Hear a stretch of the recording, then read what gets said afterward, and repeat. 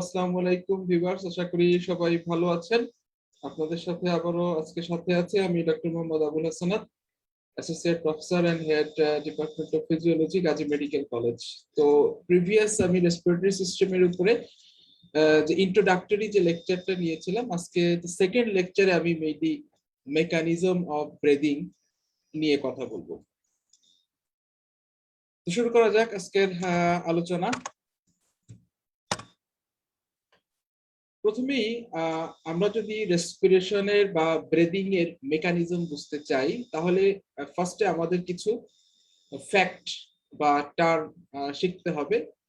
এই during the process of respiration, inspiration, expiration, অর্থাৎ লাংটা কি ইনফ্লেশন হবে নাকি ডিফ্লেশন হবে, it will determine by some factor or pressure. রেসপিরেশনের সময় যে প্রেশার চেঞ্জ হয় সেগুলো আমাদের একটু জানতে হবে। তার ভিতরে একটা গুরুত্বপূর্ণ হচ্ছে, খুবই ইম্পর্টেন্ট, ইন্ট্রাপ্লুরাল প্রেশার। এটা সম্পর্কে আমাদের একটু জানতে হবে। ট্রান্সথোরাসিক প্রেশারটা কি, ইন্ট্রা অ্যালভিওলার প্রেশার বা ইন্ট্রাপালমোনারি প্রেশারটা কি কি জিনিস, ট্রান্সপালমোনারি প্রেশার বলতে আমরা কি বুঝি, ট্রান্স রেসপিরেটরি প্রেশার বলতে আমরা কি বুঝি। তো এই বিষয়গুলো নিয়ে আমি প্রথমে একটু বেসিক আলোচনা করব, দেন অ্যাকচুয়ালি আমি ফাইনাল মেকানিজমটাতে যাব। তো খেয়াল করেন, ধরি আমি বোঝানোর স্বার্থে এখানে একটা দেখেন যে ট্রায়াঙ্গুলার আমি লাংটা বুঝিয়েছি এবং ভিতরে যে এই যে সার্কুলার এরিয়াটা দেখতে পাচ্ছেন, এটা দ্বারা আমি অ্যালভিওলাইকে রিপ্রেজেন্ট করেছি। ওকে, তাহলে এখন খেয়াল করেন, এই অ্যালভিওলাইটা কিন্তু নরমালি এটা এনভায়রনমেন্টের সাথে কানেক্টেড থ্রু দ্য এয়ারওয়ে, তাই না? আচ্ছা, এখন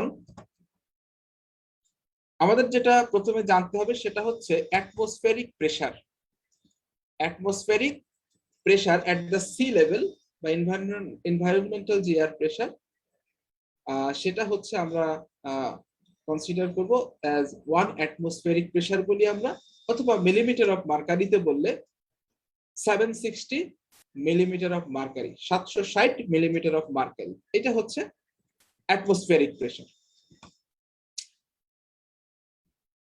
এখন খেয়াল করেন, আসলে আমার এখানে ইয়া চলে গেল, ইলেকট্রিসিটি চলে গেল, যা হোক ওকে, আমি একটু ভিডিওটা কিছুক্ষণের জন্য আমার ভিডিওটা অফ করছি। ওকে, নাও উইদিন দ্য অ্যালভিওলাস এর ভিতরে তাহলে কি আছে, এয়ার আছে। এখন একটা জিনিস খেয়াল করেন, এই অ্যালভিওলাইটা কিন্তু এনভায়রনমেন্টের সাথে কানেক্টেড থ্রু দ্য এয়ারওয়ে। হ্যাঁ, যে কারণে যেহেতু এই অ্যালভিওলার প্রেশারটা environmental air pressure that is atmospheric এয়ারের সমান বা ইকুয়াল, এবং অ্যাটমসফেরিক প্রেশারটা কিন্তু চেঞ্জ হয় না, এটা কনস্ট্যান্ট, তাই না?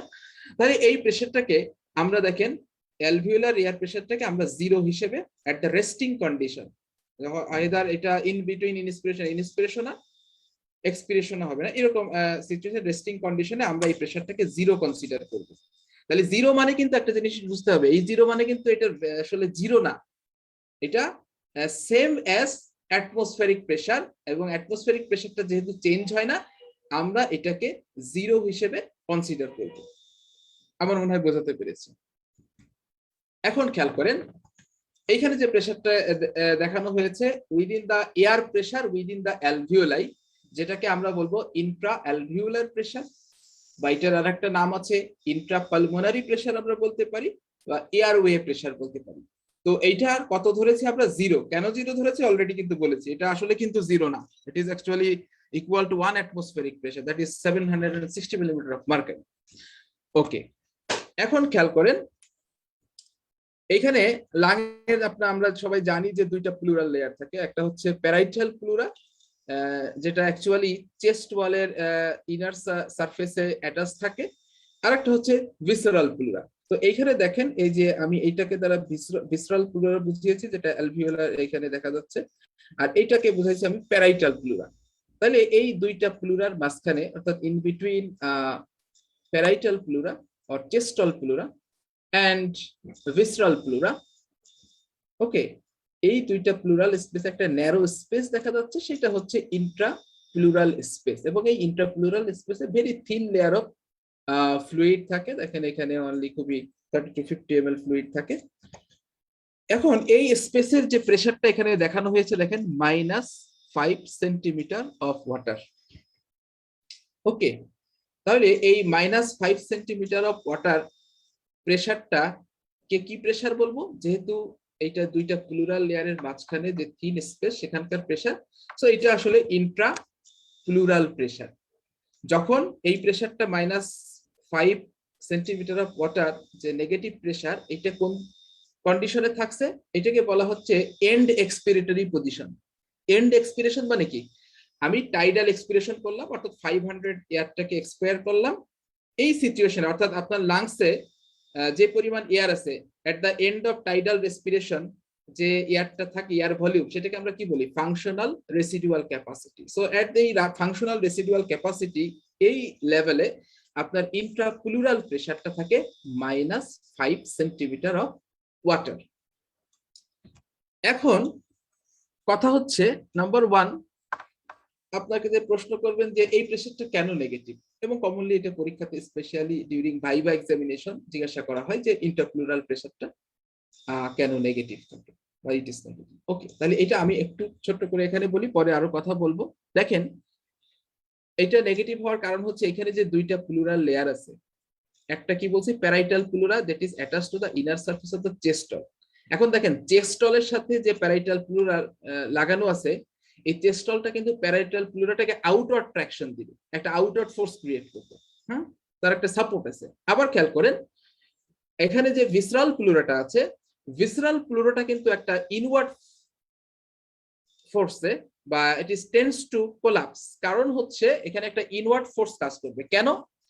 কারণ একটা হচ্ছে লাংয়ের যে ইলাস্টিক টিস্যু, সেটা সবসময় রিকয়েলিং, যে রিকয়েলের কারণে এটা একটা কোলাপসিং টেন্ডেন্সি কাজ করে। আর একটা হচ্ছে লাং অ্যালভিউলাসের যে সারফেস টেনশন, সারফেস টেনশনটাও সবসময় কি করতে চায়, it will create a collapsing tendency. তার মানে এই দুইটা মিলে কিন্তু ভিসরাল প্লুরাকে ইনওয়ার্ড দের দিকে ফোর্স করছে।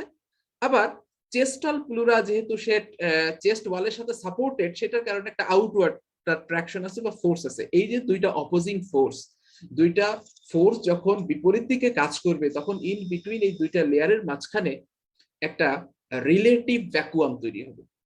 এবং এই রিলেটিভ ভ্যাকুয়ামের প্রেসার, সেই প্রেসারটা হবে এনভায়রনমেন্টাল যে প্রেসার আছে তার থেকে 5 ইউনিট কম। এনভায়রনমেন্টাল প্রেসারটাকে আমরা জানি 1 অ্যাটমসফিয়ার, সেটাকে 0 হিসেবে কনসিডার করছি, এবং 0 থেকে 5 ইউনিট কম, সেটাকে আমরা এই জন্য বলছি -5 সেন্টিমিটার অফ ওয়াটার। আমার মনে হয় বোঝাতে পেরেছি। তার মানে এই প্রেসারটা হচ্ছে সাব অ্যাটমসফেরিক প্রেসার। মাইনাস মানে আমরা বুঝে নেব এটা এখানে সাব অ্যাটমসফেরিক প্রেসার, মানে অ্যাটমসফেরিক প্রেসারের চেয়ে এখানকার প্রেসারটা কম। এটা একটা ফ্যাক্টর। আরেকটা হচ্ছে এখানে কন্টিনিউয়াস লিমফ্যাটিক পাম্প থাকে, একটা সাকশন প্রেসার ক্রিয়েট করে। আলটিমেটলি এই সমস্ত কারণে এই ইন্ট্রাপ্লুরাল প্রেসারটা কি হবে, নেগেটিভ হবে। ওকে, তাহলে আমার মনে হয়, এবং this -5 negative -5 centimetre of water intrapleural pressure is required to hold the lung open, to hold the lung open. Okay, air alveoli গুলোকে বা লাংটাকে ওপেন রাখার জন্য কিন্তু মিনিমাম এই মাইনাস বা নেগেটিভ ইন্ট্রাপ্লুরাল প্রেসারটা দরকার। এবং আরো যে জিনিসটা বলতে চাই, ইন্ট্রাপ্লুরাল প্রেসারটা মনে রাখবেন, এটাকে হচ্ছে কোলাপসিং প্রেসার। ইন্ট্রাপ্লুরাল প্রেসারটা কি বলেছি, কোলাপসিং প্রেসার। এখন খেয়াল করেন, কোলাপসিং প্রেসার মানে আমি বলতে চাইছি ইন্ট্রাপ্লুরাল প্রেসার যত বাড়বে, লাংয়ের কোলাপসিং টেন্ডেন্সি তত বাড়বে। ইন্ট্রাপ্লুরাল প্রেসার যত কমবে, লাংয়ের কোলাপসিং টেন্ডেন্সি তত কমবে। একটু মনে হয় জটিল হয়ে গেল। খেয়াল করেন, ইন্ট্রাপ্লুরাল প্রেসার বাড়া মানে কি, খেয়াল করেন, বাড়া মানে কিন্তু নেগেটিভিটি যত ইনক্রিজ করবে, তার মানে কি ইন্ট্রাপ্লুরাল প্রেসারের মান কিন্তু তত কম হবে। আমি যদি নেগেটিভ না বলে শুধু যদি বলি ইন্ট্রাপ্লুরাল প্রেসার বেড়েছে, বাড়া মানে কিন্তু দেখেন এখানে -5 এর থেকে যদি -4 হয়ে যায়, তাহলে আমি কিন্তু ধরে নিব ইন্ট্রাপ্লুরাল প্রেসার ইনক্রিজ করেছে। কিন্তু এটা যত বেশি নেগেটিভ হবে, তার মানে ইন্ট্রাপ্লুরাল প্রেসার তত কমে গেছে।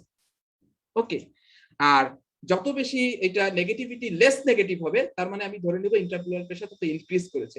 ইন্ট্রাপ্লুরাল প্রেসার ইনক্রিজ করলে লাংয়ের কোলাপসিং টেন্ডেন্সি বাড়বে। তো এখানে অ্যাটলিস্ট এন্ড এক্সপিরেটরি পজিশনে লাং অ্যালভিওলাইকে ওপেন রাখার জন্য মিনিমাম যে ইন্ট্রাপ্লুরাল প্রেসারটা দরকার, নেগেটিভিটি থাকা দরকার, সেটা হচ্ছে -5 সেন্টিমিটার অফ ওয়াটার।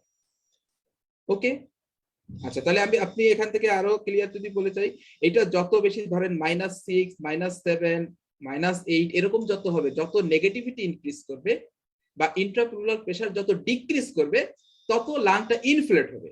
কিন্তু এটা যদি দেখেন মানটা কমে, যদি -4 -3 এরকম হয়ে যায়, দ্যাট উইল ক্রিয়েট, তার মানে ইন্ট্রাপ্লুরাল প্রেসারের মানটা বেড়ে যাচ্ছে, so that will create deflation pressure. Okay, তো যাই হোক, ইন্ট্রাপ্লুরাল প্রেসার সম্পর্কে বললাম। এইবার আমরা একটা প্রেসার যেটা পড়বো, এইগুলোকে বলে ট্রান্সমুরাল প্রেসার। যেমন অ্যাক্রস দা এই লাং অ্যালভিউলার যে ওয়াল, এখানে একটা ট্রান্সমুরাল প্রেসার আছে, যেটাকে আমরা বলবো ট্রান্সপালমোনারি প্রেসার। ট্রান্সপালমোনারি প্রেসারটা হচ্ছে, দেখেন অ্যাক্রস দা অ্যালভিউলার ওয়াল যে প্রেসার ডিফারেন্স, দ্যাট মিনস আপনি যদি ইন্ট্রা অ্যালভিউলার প্রেসার থেকে ইন্ট্রাপ্লুরাল প্রেসারটাকে মাইনাস করেন, অর্থাৎ এই দুইটা প্রেসারের যে ডিফারেন্স, তাহলে যে প্রেসারটা পাবো সেটা হচ্ছে ট্রান্সপালমোনারি প্রেসার। উপরে আমি দেখিয়েছি, দেখেন intrapleural pressure minus, sorry, intra alveolar pressure minus intrapleural pressure. তাহলে intra alveolar pressure neutral position অর্থাৎ রেস্টিং কন্ডিশনে কত আমরা ধরে নিছি, ইট ইজ 0। সেখান থেকে মাইনাস যদি করি, দেখেন ইন্ট্রাপ্লুরাল প্রেসারটা কত, ইন্ট্রাপ্লুরাল প্রেসারটা হচ্ছে -5। ওকে, তাহলে আমি যদি এটা ক্যালকুলেট করি, তাহলে এখানে যে ভ্যালুটা পাবো +5 সেন্টিমিটার অফ ওয়াটার প্রেসার। তাহলে ট্রান্সপালমোনারি প্রেসারটা হচ্ছে, এইটা মনে রাখবেন, এইটাকে বলে ইনফ্লেটিং প্রেসার। ট্রান্সপালমোনারি প্রেসারটাকে কি বলেছি, ইনফ্লেটিং প্রেসার। তার মানে ট্রান্সপালমোনারি প্রেসার যত ইনক্রিজ করবে আপনার লাংটা ইনফ্লেট হবে, তার মানে এক্সপ্যান্ড হবে।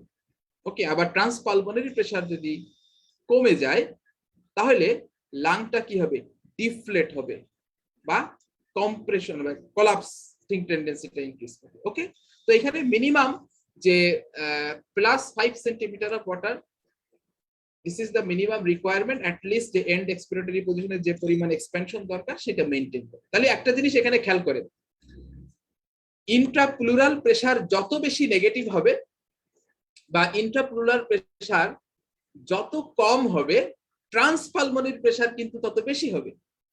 খেয়াল করেন, তাহলে দুইটা মিলে আলটিমেটলি ইট উইল ইনফ্লেট। কিন্তু দেখেন ইন্ট্রাপ্লুরাল প্রেসার যদি এখানে বেড়ে যায়, খেয়াল করেন এখানে ভ্যালুটা যদি আমি যদি ইন্ট্রাপ্লুরাল প্রেসারের মানটা ইনক্রিজ করে, তাহলে কিন্তু ট্রান্সপালমোনারি প্রেসারটা কি কমে যাবে, তার মানে লাংটা কিন্তু ডিফ্লেশন হবে। এই জন্য বলছি ইন্ট্রাপ্লুরাল প্রেসার যত বেশি তত লাংটা দ্যাট ইজ ডিফ্লেটিং, আর ইন্ট্রাপ্লুরাল প্রেসার যত কম দ্যাট উইল ক্রিয়েট ইনফ্লেটিং প্রেসার। ওকে, আচ্ছা, আমার মনে হয় এইটুকু বোঝা গেল। তাহলে ট্রান্সপালমোনারি প্রেসার গেল। এবার খেয়াল করেন পরবর্তী যেটা, এখানে আরেকটা প্রেসার আছে, এটাকে বলছে ট্রান্সথোরাসিক প্রেসার। এখানে এই যে অ্যারোটা দিয়ে আমি বোঝানোর চেষ্টা করছি, এটা হচ্ছে it is the difference between intrapleural pressure and atmospheric pressure. তো এখানে ইন্ট্রাপ্লুরাল প্রেসারটা কত, আমরা এখানে রেস্টিং কন্ডিশনে আছে -5, আর এখান থেকে যদি অ্যাটমসফেরিক প্রেসারটা মাইনাস করি, তাহলে অ্যাটমসফেরিক প্রেসারটা আমরা কত ধরেছি, 0, তাহলে -5 সেন্টিমিটার অফ ওয়াটার। তাহলে দেখা যাচ্ছে ইন্ট্রাপ্লুরাল প্রেসার আর ট্রান্সথোরাসিক প্রেসারটা কিন্তু সেম। অনেক সময় ইন্ট্রাপ্লুরাল প্রেসারকে ট্রান্সথোরাসিক প্রেসারও বলা যায়। ওকে, এখানে আরেকটা ট্রান্সমুরাল প্রেসার দেখানো হয়েছে। দেখেন এইখানে অ্যালভিউলার প্রেসার এবং এনভায়রনমেন্টাল প্রেসারের যে ডিফারেন্স, এইটাকে আমরা বলবো ট্রান্স রেসপিরেটরি প্রেসার। এইটাকে আমরা কি বলবো, ট্রান্স রেসপিরেটরি প্রেসার। তাহলে এখানে যদি আমরা খেয়াল করি যে ইন্ট্রা অ্যালভিউলার প্রেসারটা 0, সেখান থেকে যদি আপনি এনভায়রনমেন্টাল প্রেসারটাও 0 আছে, এটা রেস্টিং কন্ডিশন, তার মানে ট্রান্স রেসপিরেটরি প্রেসারের মানটা যখন 0, এই কন্ডিশনে there will be no net movement of air, অর্থাৎ air will not getting out or getting in, এয়ারের কোনো মুভমেন্ট হবে না, ভিতর থেকে বাইরেও যাবে না, বাইরে থেকেও ভিতরেও আসবে। ট্রান্স রেসপিরেটরি প্রেসার যখন 0 হবে। ওকে, আচ্ছা, কিন্তু এটা যখন মাইনাস হয়ে যাবে তখন চিন্তা করবেন, তার মানে বাইরে থেকে বাতাসটা ভিতরে ঢুকবে, আবার এটা যখন পজিটিভ হয়ে যাবে ভিতর থেকে বাতাসটা বাইরে চলে যাবে। ওকে, এখন তাহলে আমি ইন্সপিরেশনের সময় কি হয় সেটা আমরা এখন একটু বোঝার চেষ্টা করি। ডিউরিং ইন্সপিরেশন হোয়াট হ্যাপেন বা হাউ ইন্সপিরেশন টেকস প্লেস। দেখেন আমরা যখন ইন্সপিরেশনের শুরুতে প্রথমে কি দরকার, আমার ইন্সপিরেটরি সিগন্যাল দরকার, যেটা মেডুলাতে dorsal respiratory group of neuron থেকে যে ইন্সপিরেটরি র্যাম্প সিগন্যাল জেনারেট হচ্ছে, আলটিমেটলি সেটা ফ্রেনিক নার্ভ এবং ইন্টারকোস্টাল নার্ভের মাধ্যমে কিন্তু রেসপিরেটরি মাসেলে সাপ্লাই দিবে। তো এখানে মেজর আমরা জানি চিফ রেসপিরেটরি মাসেল হচ্ছে দা ডায়াফ্রাম এবং হেল্পিং হ্যান্ড হিসেবে আছে এক্সটার্নাল ইন্টারকোস্টাল। ওকে, আলটিমেটলি এই সিগন্যালটা যখন রেসপিরেটরি মাসেলে চলে আসলো, এই রেসপিরেটরি মাসেলগুলো কি হবে, কন্ট্রাক্ট করবে। এবং আপনারা জানেন যে ইনস্পিরেটরি মাসেল যখন কন্ট্রাকশন করবে, অর্থাৎ diaphragm it will going down, it will goes down, and due to আপনার যে এক্সটার্নাল ইন্টারকোস্টাল, এটার কারণে আপনার চেস্ট ওয়ালের যে transverse diameter, anterior posterior diameter, এগুলো ইনক্রিজ করবে। সো অ্যাজ এ হোল আমি নেটলি বলতে পারি যে চেস্ট ওয়ালের যে ডায়ামিটার বা চেস্ট ওয়াল ক্যাভিটি, এইটা আপনার এক্সপ্যানশন হবে।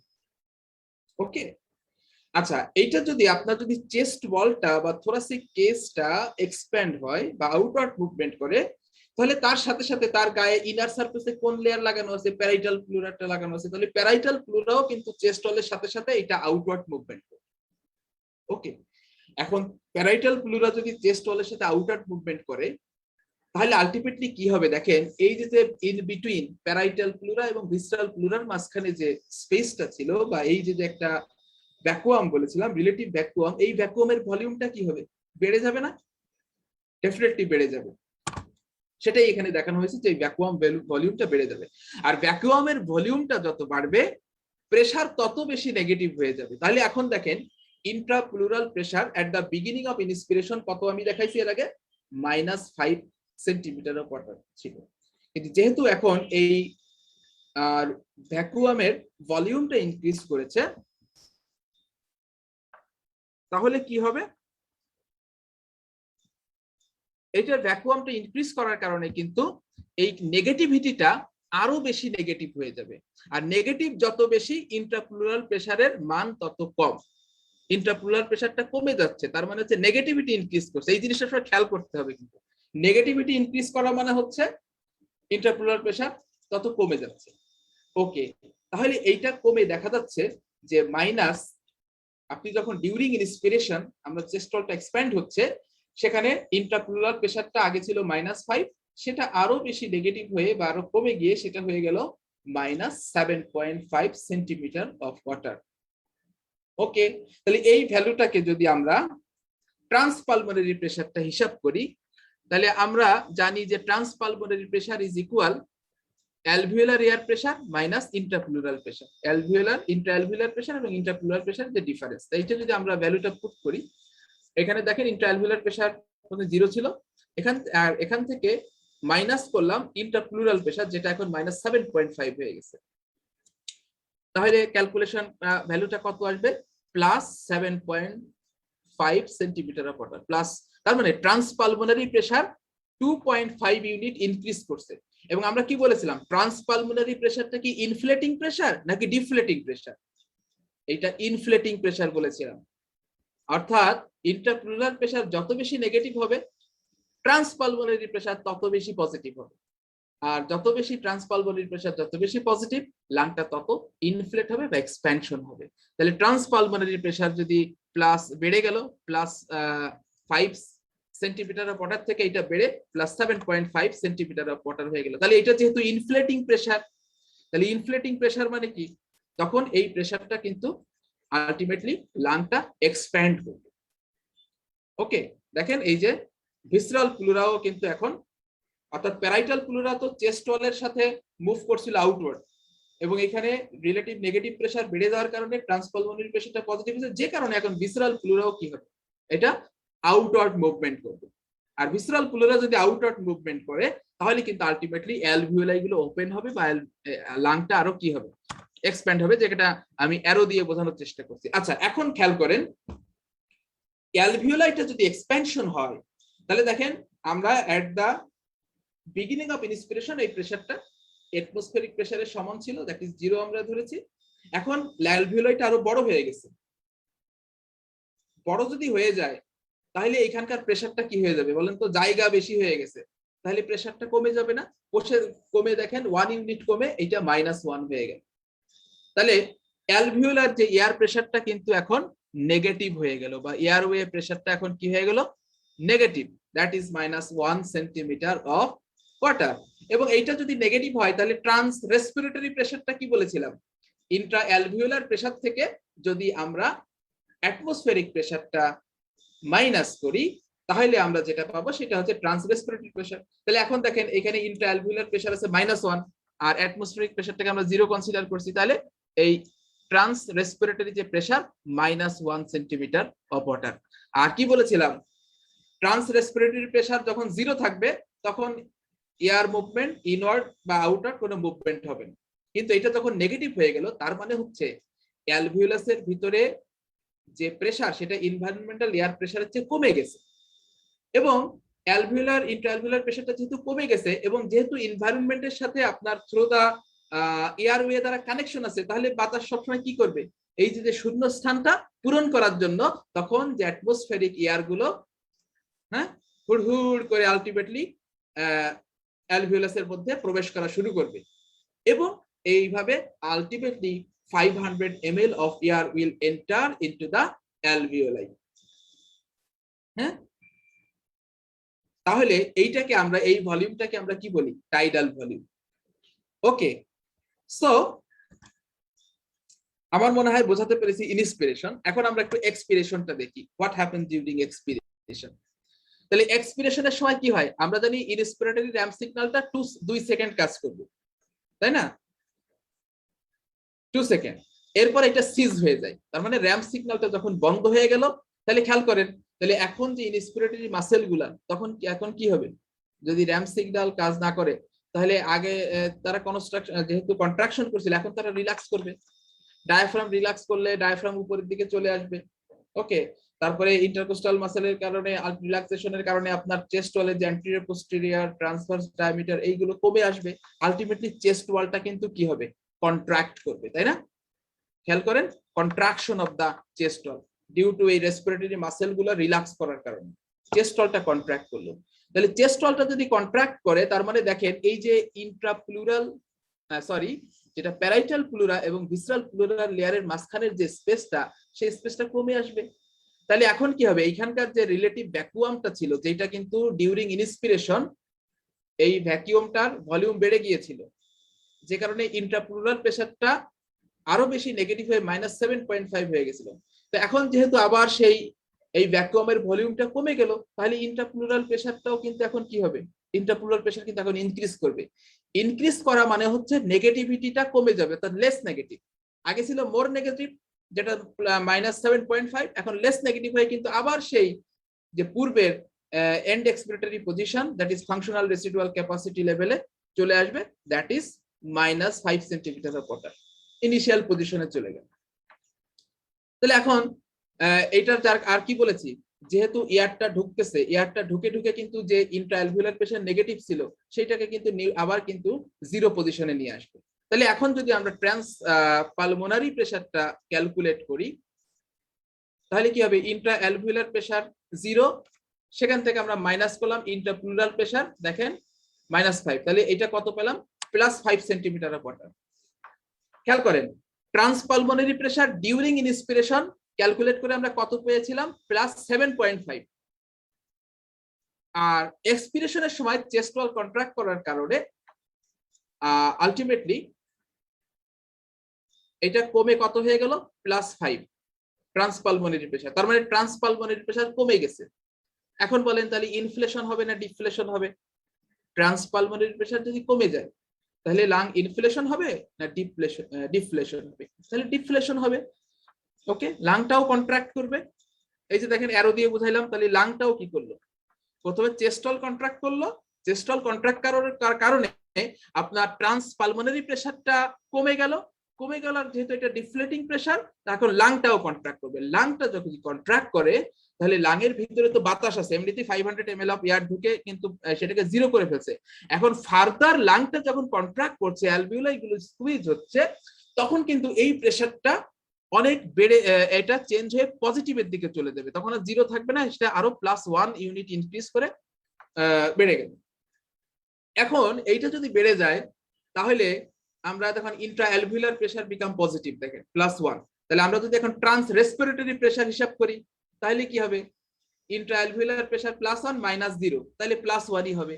তাহলে ট্রান্স রেসপিরেটরি প্রেসার পজিটিভ হওয়া মানে কি বলছিলাম, পজিটিভ হলে ভিতর থেকে, তার মানে এনভায়রনমেন্টের যে প্রেসার এটাকে জিরো ধরছি, তার চেয়ে অ্যালভিওলার মধ্যে প্রেসার বেড়ে গেছে, তাহলে বাতাস কোন দিকে যাবে, এইবার লাঙের থেকে বের হয়ে আলটিমেটলি বাতাসটা it will go out. Okay, this positive pressure causes expiration. Okay, তাহলে এই ছিল হচ্ছে আপনাদের basic, for your understanding purpose এই আলোচনাটা আমি করেছি। এখন যেটা হচ্ছে আপনাদের এইগুলোর ডেফিনেশন, যদি যেটা আমি আমার মনে হয় আপনারা এমনিতেও পারবেন, তারপরে জাস্ট একবার একটু দেখাই দিই যে what is intrapleural pressure. It is the pressure in the thin space between the lung pleura and chest wall pleura. এবং at the beginning of inspiration এই ইন্ট্রাপ্লুরাল প্রেসারটা কত থাকে, -5 সেন্টিমিটার অফ ওয়াটার, এটা অলরেডি আলোচনা করেছি। এখন এটা যদি আপনাকে বলি যে পরীক্ষাতে বিশেষ করে ভাইভা এক্সামিনেশনে এই ধরনের কোশ্চেন করে যে ইম্পর্টেন্স অফ ইন্ট্রাপ্লুরাল প্রেসার বলেন, তাহলে খুব সিম্পল। ইন্ট্রাপ্লুরাল প্রেসারের আমরা জানি যত বেশি নেগেটিভ, এটা লাংটাকে কি করবে, লাংয়ের কোলাপসিং টেন্ডেন্সিটাকে প্রিভেন্ট করবে, তাই না? ইন্ট্রাপ্লুরাল প্রেসার যত বেশি হবে লাংটা কোলাপস করবে, তাহলে যত বেশি কম হবে অর্থাৎ যত বেশি নেগেটিভ হবে সেটা লাং কোলাপসটাকে প্রিভেন্ট করছে। ওকে, যেহেতু ইন্ট্রাপ্লুরাল প্রেসারটাকে আমরা বলছি ডিফ্লেটিং প্রেসার, তাহলে ইন্ট্রাপ্লুরাল প্রেসার যত কম বা যত বেশি নেগেটিভ, লাংটা তাহলে কোলাপসিং টেন্ডেন্সি কমে যাবে। Very simple.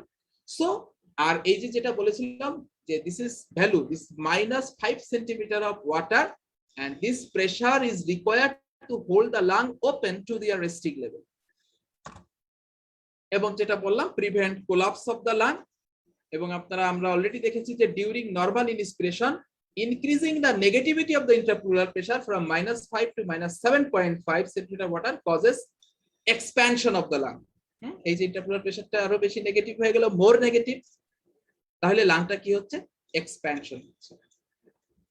ওকে, আচ্ছা, এখন যেটা আমি আলোচনা করেছি তারপরে আবার একটু এখানে স্লাইডে দেখাই দিচ্ছি যে how is the intrapleural pressure created and why is it negative. Intrapleural প্রেসারটা কিভাবে ক্রিয়েট হচ্ছে এবং কেন এটা নেগেটিভ।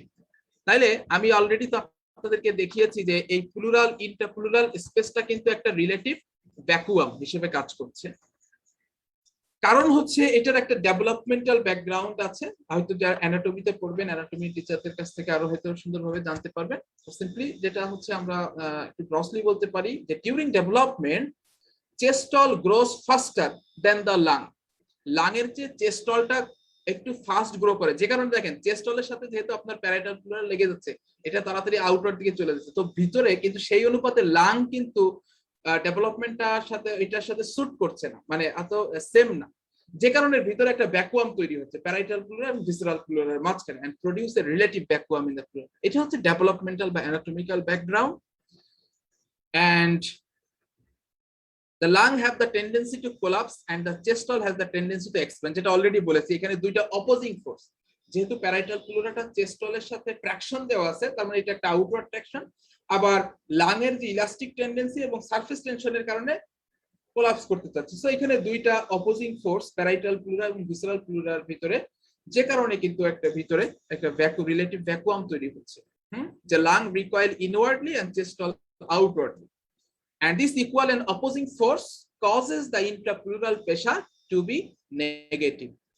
And negative মানে কি বলেছিলাম, এটা সাব অ্যাটমসফেরিক অর্থাৎ অ্যাটমসফেরিক প্রেসার থেকে কম। ওকে, এখানে আরেকটা যেটা বলেছি সেটা হচ্ছে কন্টিনিউয়াস লিম্ফ্যাটিক সাকশন। এখানে একটা সাকশনের মাধ্যমে একটা সাকশন প্রেসার তৈরি হচ্ছে যেন এখানে কোনো ধরনের ফ্লুইড অ্যাকুমুলেশন না হয়। So this are the factors. এইভাবে যদি আপনারা সুন্দর করে বলতে পারেন তাহলে তো এক্সামিনার আমার মনে হয় খুবই খুশি হবে। আর এইটা ধর এই কোশ্চেনটা ইউজুয়ালি রিটেনে কম আসে, তবে ঢাকা ইউনিভার্সিটির আন্ডারে এটা আসে। আমি রাজশাহী মেডিকেল ইউনিভার্সিটির আন্ডারে যে রিটেন কোশ্চেন গুলো আমি দেখি ইউজুয়ালি এই ধরনের কোশ্চেন থাকে না, এখানে ডাইরেক্ট ওই মেকানিজমটা লিখতে বলে ইনস্পিরেশন এক্সপিরেশন। তো যাক, বাট এটা সম্পর্কে আমাদের ধারণা ডেফিনেটলি থাকতে হবে। আবারও যেটা এখানে দেখাইছি যে দুইটা অপোজিং ফোর্স কিভাবে দেখতে পাচ্ছেন, চেস্ট ওয়ালটা এখানে outward force tendency two expand এবং এখানে লাংটা রিকয়েলিং যে ইনওয়ার্ড ফোর্স, যেটার কারণে ভিতরে একটা নেগেটিভ প্রেসার তৈরি হলো। তো ইন্ট্রা অ্যালভিউলার প্রেসার কোনটা দেখেন, the air pressure inside the lung alveoli, অ্যালভিউলাসের ভিতরে যে এয়ারের প্রেসার সেটাই হচ্ছে ইন্ট্রা অ্যালভিউলার প্রেসার। তো যেটা আমি শুরুতেই বলেছি, যেহেতু এটা এয়ারওয়ের মাধ্যমে সরাসরি এনভায়রনমেন্ট বা অ্যাটমসফিয়ারের সাথে কানেক্টেড, এবং এটা এনভায়রনমেন্টাল এয়ার প্রেসারের সমান, এবং যেহেতু এনভায়রনমেন্টাল এয়ার প্রেসারটা চেঞ্জ হয় না, এটা কনস্ট্যান্টই থাকে, সো এটাকে আমরা জিরো হিসেবে কনসিডার করেছি the resting condition. So during normal inspiration কি হয়েছে, এই ইন্ট্রা অ্যালভিওলার প্রেসারটা কিন্তু কমে গিয়েছিল, কারণ অ্যালভিওলার লাং এক্সপ্যান্ড হওয়ার কারণে এটা নেগেটিভ হয়ে গেছিল, -1 centimetre of water, and this slight negative pressure pulls 500 ml of air into the lung, যেটার কারণে ইন্সপিরেশন হলো। আবার এক্সপিরেশনের সময় এটা কত হয়ে গেছিল, +1, অর্থাৎ প্রেসারটা পজিটিভ হয়ে গিয়েছিল, and that will cause expiration, and 500 ml of air will go out of the lung. Okay, so these are the importance of intraalveolar pressure. তো এটা একটু দেখালাম, কারণ এটা অনেক সময় এক্সামের সাথে আপনার গুরুত্বপূর্ণ, রিটেন বা ভাইভাতে সাথে ধরতে পারে। এখন আপনার যদি পরীক্ষাতে থাকে যে মেকানিজম অফ ব্রিদিং বা মেকানিজম অফ রেসপিরেশন, বা শুধু বলে দিতে পারে মেকানিজম অফ ইন্সপিরেশন, তো আমরা কিভাবে লিখবো, আনসারটা লিখবো। দেখেন, শুরুতে আমরা দেখলাম যে সিগন্যাল, প্রথমে ডিউরিং ইন্সপিরেশনের সময় কি আসবে, সিগন্যাল আসবে রেসপিরেটরি সেন্টার থেকে, সেটা ফ্রেনিক এবং ইন্টারকোস্টাল নার্ভের মাধ্যমে কোথায় গেল, ইন্সপিরেটরি মাসেল। আর ইন্সপিরেটরি মাসেলে যখন সিগন্যালটা চলে গেল, তখন ইন্সপিরেটরি মাসেল কি করে, কন্ট্রাক্ট করে। কন্ট্রাক্ট করলে চেস্ট ওয়ালটা কি হবে, এক্সপ্যানশন হবে। আর চেস্ট ওয়াল এক্সপ্যানশন হলে, দেখেন আমি পাশে এখানে লিখেছি, ওই যে আপনার ভ্যাকুয়াম, দুইটা প্লুরার মাঝখানে যে ভ্যাকুয়াম, রিলেটিভ ভ্যাকুয়াম, সেটার ভলিউম ইনক্রিজ করবে। আর এটার ভলিউম যদি ইনক্রিজ করে, তাহলে interpleural pressure at the beginning of inspiration কত ছিল, নরমালি রেস্টিং কন্ডিশনে -5 ছিল, কিন্তু যেহেতু এখন ভ্যাকুয়ামটা ইনক্রিজ করছে, তাহলে এই প্রেসারটা আরো বেশি নেগেটিভ হয়ে যাবে, বা ইন্টারপ্লুরাল প্রেসারটা ডিক্রিজ করবে। খেয়াল করে, ইন্টারপ্লুরাল প্রেসারটা এখানে ডিক্রিজ করতেছে, নেগেটিভিটি ইনক্রিজ করা মানে কিন্তু ভ্যালুটা কিন্তু আপনার ইন্টারপ্লুরাল প্রেসারের মানটা কমে যাচ্ছে। ওকে, আচ্ছা। এবং যে কারণে আমরা যে এটা দিয়ে যদি আমরা ট্রান্সপালমোনারি প্রেসার ক্যালকুলেট করি, তাহলে আমরা পাচ্ছি +7.5 সেন্টিমিটার অফ ওয়াটার, অর্থাৎ ইন্ট্রাঅ্যালভিওলার প্রেসার মাইনাস ইন্টারপ্লুরাল প্রেসার, সেটা করলে আমরা এখানে +7.5 পাবো। আর ট্রান্সপালমোনারি প্রেসারটা কি বলেছিলাম, ইনফ্লেটিং প্রেসার, এটা যত বেশি পজিটিভ হবে, লাং তত ইনফ্লেট হবে। তাহলে এখন কি হলো, দেখেন, এই ইনফ্লেটিং প্রেসারের কারণে ভিসেরাল প্লুরাটাও পুলড আউটওয়ার্ড। প্রথমে প্যারাইটাল প্লুরা মুভ করছিল, যেটার কারণে ট্রান্সপালমোনারি প্রেসারটা পজিটিভ হয়ে গেছে, and this will also pull the visceral pleura out.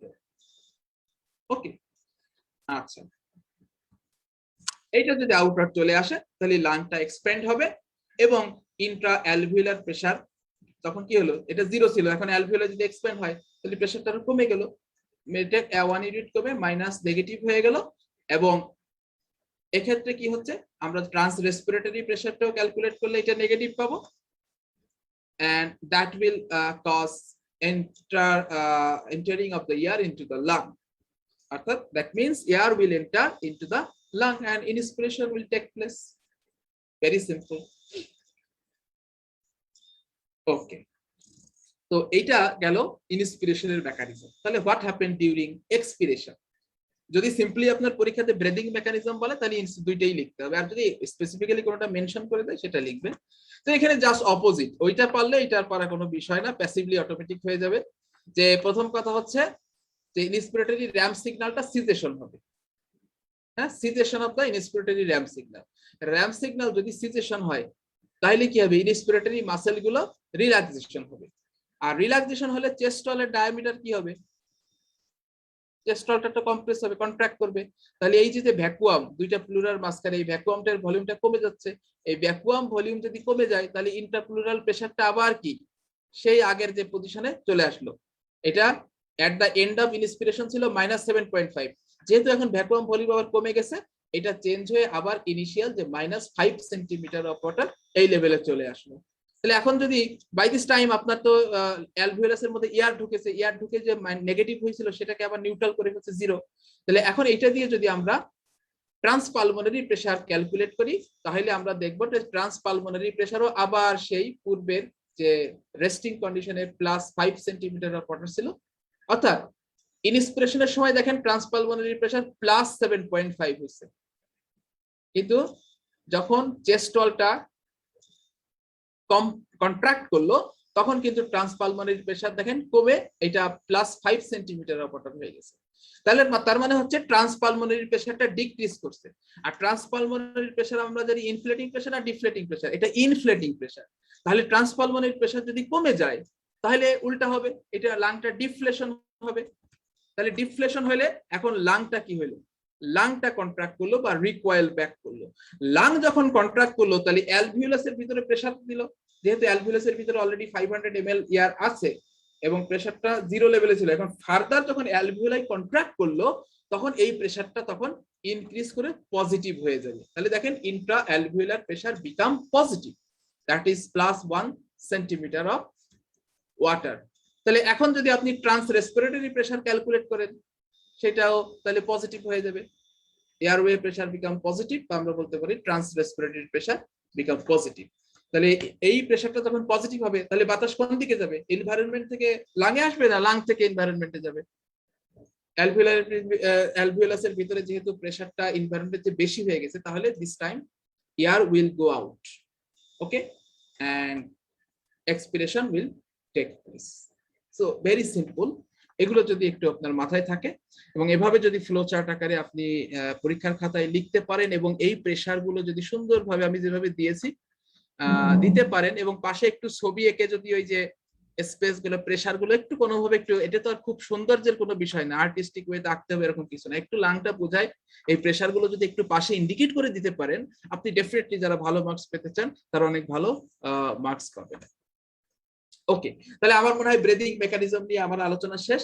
এখন আমি যেটা নিয়ে আলোচনা করব আমার আলোচনা শেষের পথে লাস্ট, সেটা হচ্ছে ট্রান্সপালমোনারি প্রেসারের সাথে যে ভলিউমের চেঞ্জ হয়, যে প্রেসার ভলিউম কার্ভ এখানে একটা আছে, একটু দেখার চেষ্টা করেন।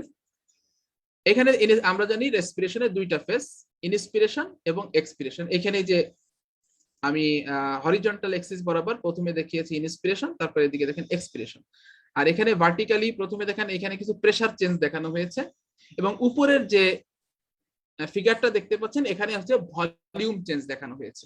হ্যাঁ, অর্থাৎ এই যে ট্রান্সপালমোনারি প্রেসার চেঞ্জের সাথে সাথে লাং ভলিউমের যে চেঞ্জ হচ্ছে সেই যে একটা রিলেশনশিপ এই ফিগারের মাধ্যমে আমরা দেখানো হয়েছে। তো দেখেন কি হচ্ছে, শুরুতে আমরা যদি রেস্টিং কন্ডিশনে আমরা কি বলেছিলাম, দেখেন এই যে কার্ভটা দেখতে পাচ্ছেন এইটা হচ্ছে ইন্ট্রাপ্লুরাল প্রেসারের কার্ভ, ইন্ট্রাপ্লুরাল প্রেসার। তাহলে এইটা প্রথমে আমরা রেস্টিং কন্ডিশনে কত ছিল দেখেন, এইটা যদি 6 হয় তাহলে এই লেভেলে আমরা ধরে নিই -5, তাহলে এই যে পয়েন্টটা এইটা হচ্ছে -5 পজিশন। এখন ইনস্পিরেশনের সময় আমরা কি বলছিলাম, ইন্ট্রাপ্লুরাল প্রেসার কমে যায় না, ইন্ট্রাপ্লুরাল প্রেসার কমে যায় অথবা মোর নেগেটিভ হয়। তাহলে দেখেন এই যে এখানে ছিল 5, সেখান থেকে কমতে কমতে আস্তে আস্তে দেখেন এখানে আস্তে কমে গেল, এখানে -7.5 এরকম কমতেছে। তাহলে ইন্ট্রাপ্লুরাল প্রেসার যখন কমে তখন আমরা কি ট্রান্সপালমোনারি প্রেসারটা বাড়বে না, তার আগে দেখাই যে ইন্ট্রাপ্লুরাল প্রেসারটা যখন কমে গেল আর ইন্ট্রাঅ্যালভিওলার প্রেসার, এইটা হচ্ছে ইন্ট্রাঅ্যালভিওলার প্রেসারের কাপ উপরে, তো এটা প্রথমে 0 ছিল, হ্যাঁ, এবং এটা কিন্তু ইন্ট্রাঅ্যালভিওলার প্রেসারটা কি হয়ে যায় নেগেটিভ হবে, মানে 0। তাহলে আমরা কি বলেছিলাম যে ট্রান্সপালমোনারি প্রেসারটা হচ্ছে it is the difference between intraalveolar pressure and intrapleural pressure. তাহলে ডিউরিং ইনস্পিরেশন এই ট্রান্সপালমোনারি প্রেসারটা কি করে, ট্রান্সপালমোনারি প্রেসার ইনক্রিজ করে, আমরা দেখাইছিলাম না যে +7.5 সেন্টিমিটার হয়ে যায়। ওকে, তাহলে এখানে দেখেন এই যে যখন ইন্ট্রাপ্লুরাল প্রেসার কমে গেল ট্রান্সপালমোনারি প্রেসারটা কিন্তু ইনক্রিজ করছে। এবং এই সময় ডিউরিং ইনস্পিরেশন উপরে আপনি দেখেন ভলিউম কার্ভটা দেখানো হয়েছে, লাং ভলিউম, অর্থাৎ আপনার যখন ট্রান্সপালমোনারি প্রেসার আমরা বলেছিলাম যে এটা +5 সেন্টিমিটার ওয়াটার থেকে +7.5 সেন্টিমিটার ওয়াটার হয়ে গেল, অর্থাৎ ট্রান্সপালমোনারি প্রেসার বেড়ে গেল, অর্থাৎ লাংটা ইনফ্লেশন হলো।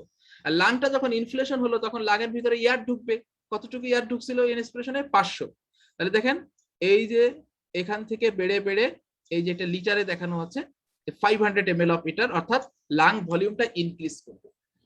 যখন ট্রান্সপালমোনারি প্রেসারটা ইনক্রিজ করবে লাং ভলিউমও ইনক্রিজ করবে। মিলছে আমার কথা যে ট্রান্সপালমোনারি প্রেসারটা হচ্ছে ইনফ্লেটিং প্রেসার, আর ইনফ্লেশন হইলে লাংয়ের ভিতরে বাতাস ঢুকে লাংয়ের ভলিউমটা ইনক্রিজ করবে।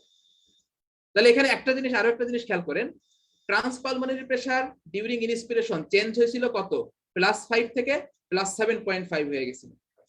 তার মানে কত ইউনিট চেঞ্জ হয়েছে, 2.5 ইউনিট। এবং এই ট্রান্সপালমোনারি প্রেসার 2.5 ইউনিট ইনক্রিজ করার কারণে আপনার লাংয়ের ভলিউম কতটুকু ইনক্রিজ করছে, 500 ml, 500 ml এয়ার ঢুকছে নতুন করে। হ্যাঁ, আচ্ছা, এই হিসাবটা কাজে লাগবে। আবার খেয়াল করেন এক্সপিরেশনের সময় দেখেন এই যে আবার ইন্ট্রাপ্লুরাল প্রেসারটা কিন্তু আবার এখানে কি হচ্ছে, ইন্ট্রাপ্লুরাল প্রেসার লেস নেগেটিভ হয়ে যাচ্ছে, অর্থাৎ ইন্ট্রাপ্লুরাল প্রেসার বেড়ে যাচ্ছে। তাহলে ইন্ট্রাপ্লুরাল প্রেসার যদি যত লেস নেগেটিভ হবে বা যত ইনক্রিজ করবে, ট্রান্সপালমোনারি প্রেসার তত কি হবে, দেখেন এইখানে ইন্ট্রাঅ্যালভিউলার প্রেসার এবং এখানে ইন্ট্রাপ্লুরাল প্রেসার ডিফারেন্স, এই ট্রান্সপালমোনারি প্রেসারটা কমে যাচ্ছে। হ্যাঁ, ওকে, তো এটা যদি কমে যায় তখন দেখেন লাংয়ের ভিতরে আলটিমেটলি ট্রান্সপালমোনারি, আপনার যখন ট্রান্সপালমোনারি প্রেসার আমরা ক্যালকুলেট করেছি, ট্রান্সপালমোনারি প্রেসার যখন আবার কমে গেল 7.5 থেকে, এটা যখন আবার ইনিশিয়াল 5 + 5 সেন্টিমিটার ওয়াটার হয়ে গেল, তখন কিন্তু ইট উইল ক্রিয়েট ডিফ্লেটিং প্রেসার। আর ডিফ্লেশনের কারণে কিন্তু আলটিমেটলি লাং থেকে কিন্তু আবার 500 ml বাতাস বের হয়ে গেল দেখেন, এবং লাং ভলিউমটা কমে গেল। ওকে, সো এইটাই আসলে এই জিনিসটাই এখানে এই ফিগারটার মাধ্যমে বোঝানোর চেষ্টা করছে। এটা অনেক সময় রিটেন পরীক্ষাতে থাকে, আপনারা এটা একটু প্র্যাকটিস করবেন, কাজে লাগবে। আচ্ছা, এটা গাইডের মতো সুন্দর ছবি আছে। তাহলে এখন আমরা এখান থেকে যে জিনিসটা পড়বো সেটা হচ্ছে ট্রান্সপালমোনারি প্রেসার। আমরা অলরেডি জানি the difference between intraalveolar and intrapleural pressure, এটাকে আমরা ট্রান্সপালমোনারি প্রেসার বলছি। এটা কেন দরকার দেখেন, আপনাকে আরেকটা প্রশ্ন করা হবে যে হোয়াট ইজ লাং কমপ্লায়েন্স বা কমপ্লায়েন্স অফ দ্য লাং বলতে আপনারা কি বুঝেন। সেটা হচ্ছে ডেফিনেশনটা very simple, the extent to which lung will expand for each unit increase in transpulmonary pressure is called lung compliance.